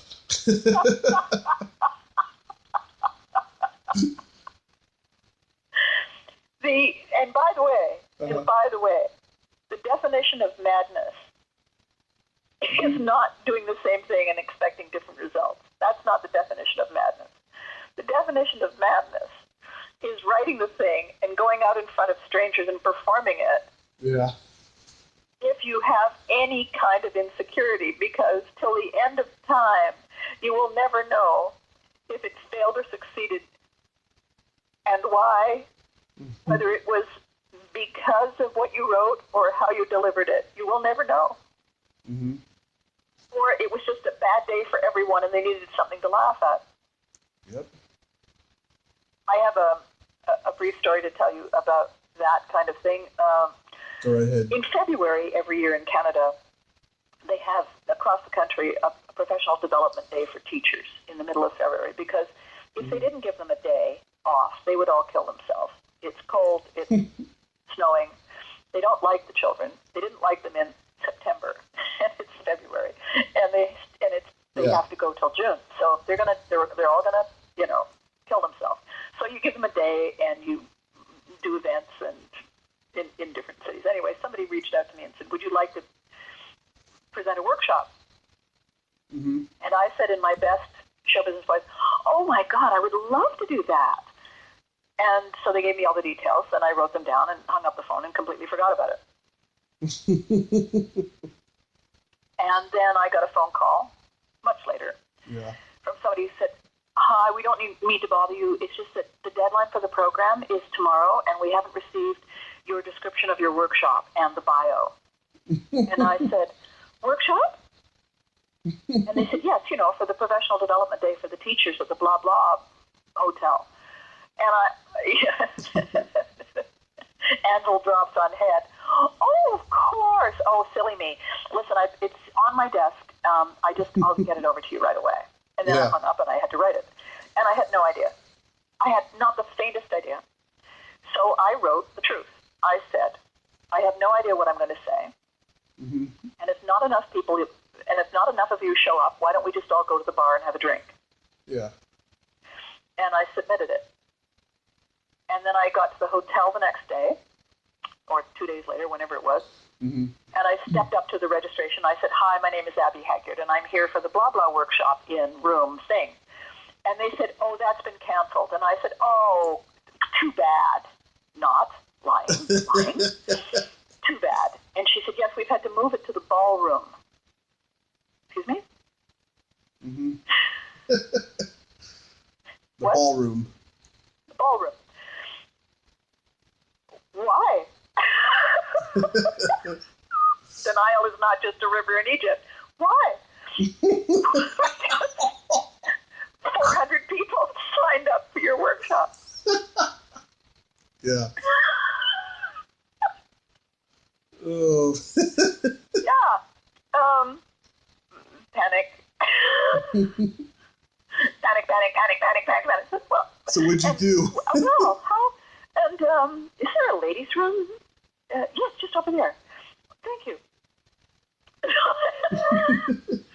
I go in the ladies' room, and I go in one of the cubicles, and I close the cubicle door, and I put my forehead against the cold metal of the cubicle door, and I close my eyes. I'm standing there, and the little guy inside my head is also standing there. He's got nothing.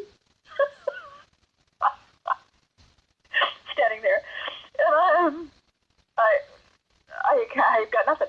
The door opens, not the cubicle door, but the door to the bathroom opens, and two women come in, and they're both flaming mad. Mm-hmm. And one woman says, blah, blah, blah, blah, blah, razzle, frazzits, wagon, fraggin, blaggin. And I sat through that entire lecture on bats, for God's sake, to get a front seat for Abby Hagyard. And now they've moved the workshop. Hello. This is your fairy godmother calling. Plucked from the jaws of total humiliation, Yeah. I open my eyes. And the little guy in the back of my head goes, ta-da! And the two women do whatever they do, and they, wash their hands and flush the toilet and use the hand dryer and leave. Uh-huh. So I go to the ballroom, and I stand there, and some unfortunate person gives me the worst introduction in the history of the world, and I get up on stage, Mm-hmm. and I said, before I do anything, where are the two women who were in the ladies' room a few minutes ago who sat through the lecture on bats? Mm-hmm. And everybody just kind of ha-ha, and I said, no, I'm not doing a comedy routine. I want to know where they are. Where are you? And then one of them, you could see her mortified, put up her hand way at the back. And I said, okay, hold that thought. And then I looked directly in front of me. There were two guys sitting in front of me, and I said, did you sit through the lecture on bats? And the guy laughed and said, no. And I said, get up.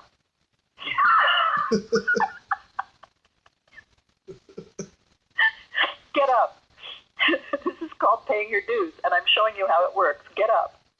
And I beckoned to the two women, and I said, down in front, ladies, I have 2 seats for you. And they were in front, and I said, while they're coming, I'll explain to you what just happened. Yeah. I told them the truth. I said, I completely forgot. I had nothing planned. I was standing in the bathroom, wondering when the gods were going to take pity on me and kill me. And then they walked, and they gave me my salvation. It's the least I can do to get you a decent seat. And so they sat down, and everybody was laughing.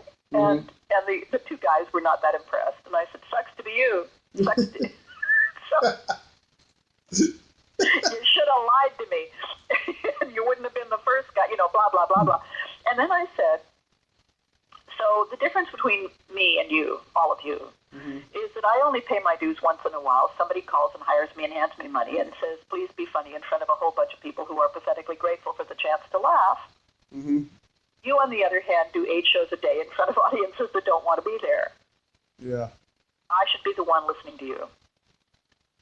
And they all had a great time, and then we just kind of chatted about, the unfairness and the indignities, and just if you open your mind to indignities, that you can riff on stuff that has happened till the end of time. It's like all the bad shit that happened on stage. And I've never, ever forgotten those women coming up to me afterwards and saying we were mortified and we couldn't thank you enough and blah, blah, blah. And I said, are you kidding me? You saved my ass. I had nothing. And I think the fact is, we really, someone like you and somebody like me, we learned from someone else how this is done. Right. We learned by, observation and imitation and all that stuff. Really, we are philosophers. We're reflecting the world back to the world. We're giving people a view, and if enough of them recognize it, we become popular and somebody gives us money. Right. And if not enough of them do, then that's why we have that second job, Yep. But it's a wonderful career path, because whether somebody scripts sketches for you, or you write them yourself, or you do live events where there is no script, and you're basically defying gravity.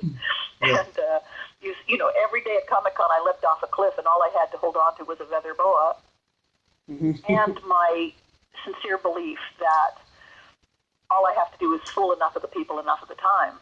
Yeah. Into forgetting what they thought was a big deal. Just distract them long enough until they're having fun. That's all you have to do. Of course. And it might be the best job in the world. It might even be the best job in the world because we're never sure if we're going to get paid. Yeah. Because it's such a risk, Everything is such a risk that we do. Yep. Even this thing, Yep. You decided to investigate talking to me, and it was lovely when you started off saying, it's my birthday tomorrow, and this is it, blah, blah. What if I had been an unmitigated bitch? What if I had been boring? What if I had nothing to say? I've had so many guests on the show by now, right? If I do have a bitch on, she's still a polite bitch. I mean, she's not completely rude, It's very rare, though, because they're all nice for the most part. I don't know how I would have reacted. Especially after you had given me such a nice pre-birthday present by saying this is such a blah blah for my birthday. If I turned out to be, you thought you were getting cake, and what you ended up with was, kaopectate, something good for you, liver and lima beans. And you think, okay, that'll teach me. The next time I'm not going to say that till at the end of the conversation, right? I remember that episode, too. I can't remember who the kids were. You made them eat lima beans in an episode once. Yeah. Les Sly was in a car accident, very early on before the show. There was a recall on, this goes back a long time, there was a recall on station wagons that were made with the back window that rolled up. Yeah. And the reason there was a recall is that when you rolled the window halfway up, the carbon monoxide from the exhaust would filter into the car. And, oopsie, and if you were stuck in traffic and then you headed off, the light changes and so on. And he passed out of the wheel, and they had a massive accident. Nobody was killed, and nobody was severely injured. But he had to have reconstructive surgery because he smacked his head on the steering wheel. God. And in the reconstructive surgery, they somehow severed his whatever it is that allows you to taste and smell. So the funny thing about one of your favorite sketches, what is that smell? He couldn't smell anything. So there was a lovely divine irony in that sketch. The other thing was he couldn't taste anything. So if you watch the divorce episode where we had a tape down the middle of the kitchen table, and he was on one side, and all the stuff from the fridge that was his, he was trying to eat it as fast as he could before it went bad. So at one point, he takes a bunch of shallots and dips them in steak sauce or something quite revolting. And munches on it, going, you know? Yeah. And the kid was suitably grossed out. And then we, you know, finished the sketch. And I said, do you have shares in Tums? Because he didn't then throw up. Like, he didn't, you know, he said, oh, tell me about it. Yeah, I'm on the board of directors. He said, I can't taste a thing. It doesn't bother me at all until later when my body kicks in and says, okay, really? He said, so the beauty is that I can eat anything and gross the kids out. I love getting their natural reactions. Mm-hmm. So that's why he would do it. He would do it because it didn't gross him out. He could eat anything and would, just to watch the kids going, oh, God, you know? Yeah. Because some of the stuff that they presented for me to have made was pretty revolting. Mm-hmm. I can imagine. I don't even know where the liver and lima beans came from, except that it was a funny thing to say, you know? Yeah. I have no idea where that came from. No, it was fun because, and then Mom's math, you know. I got this wonderful deal on Brussels sprouts, dear. Oh, yeah. If you bought 15 pounds of Brussels sprouts, they gave you an extra 15 pounds free. Now eat it up, right? And, yeah. And the idea that you would want any Brussels sprouts, any, 1, 3, 7, 15 pounds is just, you know, that was scripted. That was Roger having an evil laugh at forcing children to eat the kind of food he'd hated as a kid, and, you know. Yeah. And it was just such a benign thing for her to do. Isn't that wonderful, dear? Yeah. Yeah. I have a couple quick things I want to ask before we wrap this up. Was it so? Did you get to keep Valerie's wardrobe? I bought Valerie's wardrobe. Mm-hmm. It's mine. Nice. I own it. Nice. You have to think about that for a second. I deliberately went out, found it, tried it on, and said, yeah, that's suitably awful. I'll take it. How much did you pay for it? Too much. I found the dress at a secondhand store. Mm-hmm. So, you know, what, $1.85, I don't know. And and then, like, the following week, I was in the equivalent of a Walmart or a Target or something, and I saw the apron, and it was, so it must have been in a cooking store or something. And yeah. I remember that I thought, I wonder if the polka dots are the same size. Because then it would look like I did it on purpose. Mm-hmm. And I brought it home, and they were. So, there. And I thought, because the house dress was just a house dress. It was awful, but it wasn't anything interesting. But the apron, that took it to a special kind of awfulness. Yeah. And then the gloves, we didn't start with gloves. Mm-hmm. The producers from Nick came up to meet me after we'd shot the first couple of episodes in my first time, and saw me in person and said, yeah, we have a problem. Your hands, you don't have a housewife's hands. Mm-hmm. If you can't fix it, we're going to have to find somebody else. Oh. So I went to the props closet and put on a pair of rubber gloves, and they said, oh, that's perfect. Were you a maid? So yeah, costume's mine. It's and I even found the wig in a women's clothing store. It was on a mannequin in the window. Wow. I went in and I said, how much? It's not for sale. Yeah, it is. How much? Everything's for sale. Wow. She quoted me some ridiculous amount of money, and I got CTV to reimburse me. That's awesome. Do you know that we were contacted back in the day when they were creating The Simpsons? We were contacted by the creators who said they would like to do something that was an echo of the kind of thing we were doing. And did we mind? And the producer said, hey, no, go to town. So that means that Marge Simpson is actually me. Yeah. She does remind me of Marge Simpson. I mean, yeah, Valerie does remind me of Marge Simpson. Yeah, so the kind of thing, the not the voice, but the forgiveness, the clothing, and even the hair. Mm-hmm. I wore a red fright wig, and she had blue curly. Mm-hmm. Yeah. Next question. Were you amazed that Alanis Morissette became a huge star? I got to tell you about that lovely, lovely girl.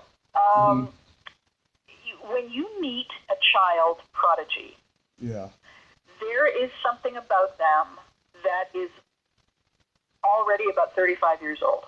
Yeah. And that's exactly what she was like when I met her. She had been singing. I knew her dad. I taught drama to kids in the local school system, and he was a math teacher, and so our paths would cross. So I already knew her dad. I didn't ever meet her brother, and then I eventually met her mother.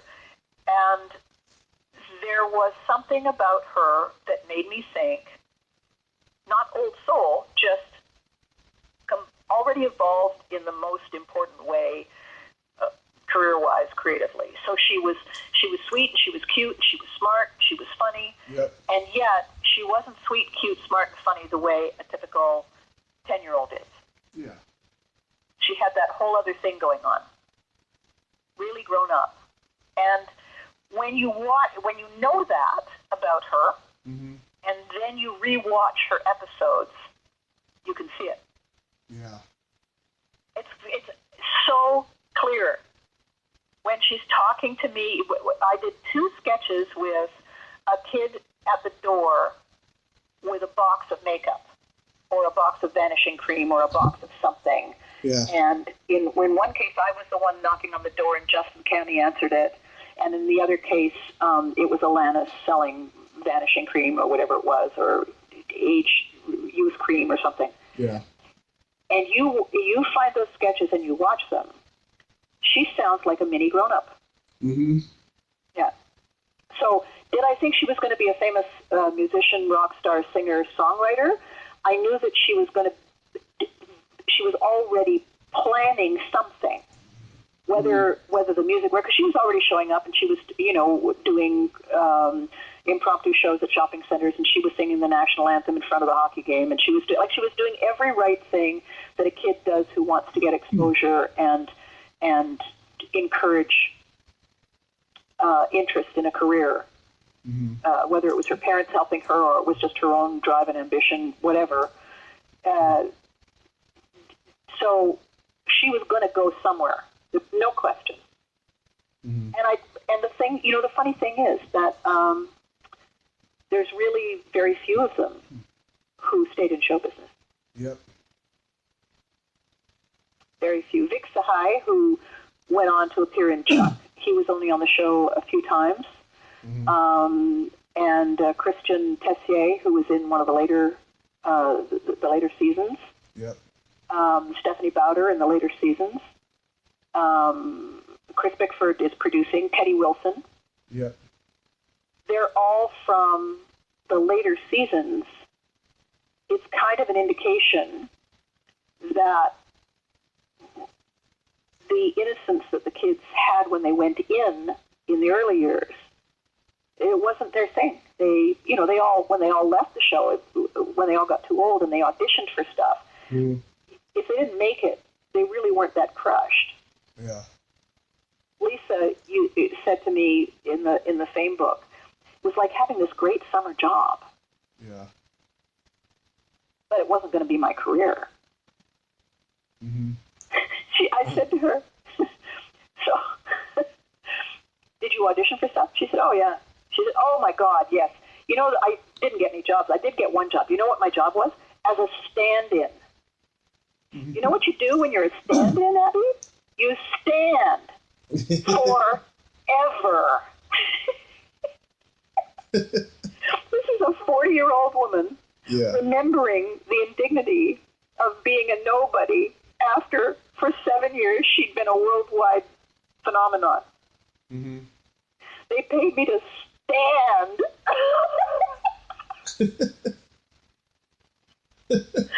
Oh. Wow. It's always fun talking about the business, Mm-hmm. for me, that particular show is an important part of it. Yep. It is not the only part of it. It is like the tiny microcosm that when you look at it, you see all of the rest of the show business nestled inside it. So when somebody says, want to talk about the show? I always say yes. And I never say until it's over. I knew we weren't going to talk about the show all the time. We were going to talk about how we feel about the business. Was everyone sad, though, when it got canceled? They were devastated in 87. Mm-hmm. They really thought it was going to go on forever. Mm-hmm. The producer knew better. The writers knew better. The crew knew better, but the kids didn't. And for some of the kids, for Doug, it had been his reality for fully half his life. Mm-hmm. He started on the show when he was 8. Yeah. He could not imagine that it wouldn't go on forever. Devastated. The older kids already, most of them knew that shows have an ebb and flow. Yeah. But again, they're 10, so they get it the way they know that 5 and 3 are mostly 8, but they don't get it. They hope against hope that they're going to be so awesome and so popular that somebody else is going to discover them and they're going to be famous forever. And that happened to a few of them. Yeah. And it was devastating for them. When you're told that you're the single most important person in the room, and then you're not, is life-altering. And when people pay you a lot of money and pay attention to you, and everybody runs after you, and then they don't, and there's no specific thing that happens. It's like working in radio, and the Blue Book comes out, and suddenly you're not number one, and they fire you. Yeah. How the hell did you know that was coming? Because you can't see or hear the people who are listening or not listening. It's a phantom thing, right? So for these kids, it was. Some of them were just as glad. Some didn't care. Some were horrified, and some had a really hard time adapting to being normal. Yeah. The thing I think it reminds me of most is that what happened to them at the age of 12 or 13, what happened to them when their shoes got to be too big, when their feet got to be too big, because then too tall was next, right? Right. Was the same thing that happened to them the first day of school when they discovered for the first time that they were not the center of the universe. The first day of school, you go to school and you discover there's a whole lot of other people who think that they are the center of the universe. What's up with that? Yeah. It's devastating. You come home, I don't want to go tomorrow. That's even without bullying. That's even without, I don't like my teacher. That's even without discovering that everybody isn't left-handed. You know, it's just, my reality is wrong. How did that happen? Yeah. And so for these kids, it happened to them when they went to school, and then 10 years later, it happened again. In the midst of everybody going through puberty, they had that on top. They had puberty with a cherry, icing, and sprinkles. You no longer qualify. Yeah. There is no parting gift for you because you are not our favorite contestant anymore. Devastating. Yep. How do you feel when somebody offers you a job and they say, okay, thanks? Oh, yeah, it's devastating. It's like somebody punctured your soul. Yeah. You know? My first TV show was not You Can't Do That. It was an entertainment show. It was like a precursor to Entertainment Tonight, so I was the glamorous person sitting at the thing saying, and now, you know. Mm-hmm. We won a huge award, and then the next week it was canceled. The show was canceled. Yep. What? Why? Well, because they decided that you can't possibly top that. Well, we could have given it a try. What are you going to do instead? know? Yeah. Can I audition for that? And no, thanks. If you predicate your whole being, your whole reality, or your whole justification for existence on the thing you do, Yeah. you know, very interesting. In 2008, there was that massive downturn on the economy when everybody discovered that the money wasn't really money, and the bottom fell out of everything. I met a guy who introduced himself to me as something marketing, and shook my hand. What was tragic about it was that I was giving a workshop to people on next chapters in life because their jobs had been downsized. The man glad-handed me, affably, friendly, and introduced me, first name, last name, comma, marketing, and he wasn't. He was first name, last name. And he had not said, I'm first name, last name, in 30 years. And he was 50. Wow. Yeah. So it's another thing that we're doing as philosopher kings and queens, you and I. We're telling people that it's fleeting, and we're telling people dance like everyone's watching. Yep. Dance like everyone wishes they could be dancing with you. That's a great line. Yeah, it sure Go ahead, is. take it. I like it. We'll share it. Well, Abby, this was the best birthday present ever. I hope I get to meet you in person someday because you are a sweet lady and you're very smart. And I'm so fortunate that I got to interview you. Well, that's lovely, and I'm so glad. I'm so relieved, and I made you laugh. I made you think about things you didn't expect were going to come, which is always. I tell people all the time that I have Viking blood, and Vikings invented the element of surprise. The day they figured out how to get a boat up a river. Surprise! Yeah.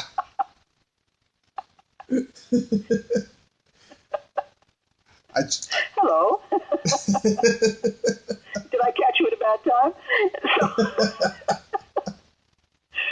That if I can do that, if I can give people that little element of surprise without scaring the crap out of them, then I figure my work is done. I've done my job. Mm-hmm. So have a great birthday, and tell your mom that I'm envious that the two of you are going to go and watch that movie together. I think that's a brilliant birthday celebration. Mm-hmm. And when you're having your cake, take a bite for me. Absolutely. And by the way, I tried to send you a friend request, but it's on security lock. What? Yeah, it just says following with the check and then message. Oh. Yeah.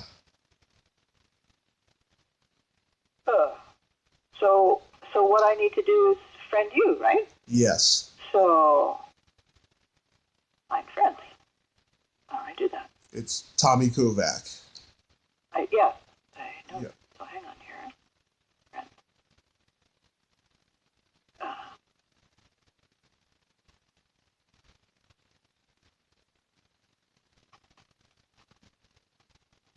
Oh. No results for Tommy Kovac. How do you spell Kovac? Kovac. It says no results. How bizarre.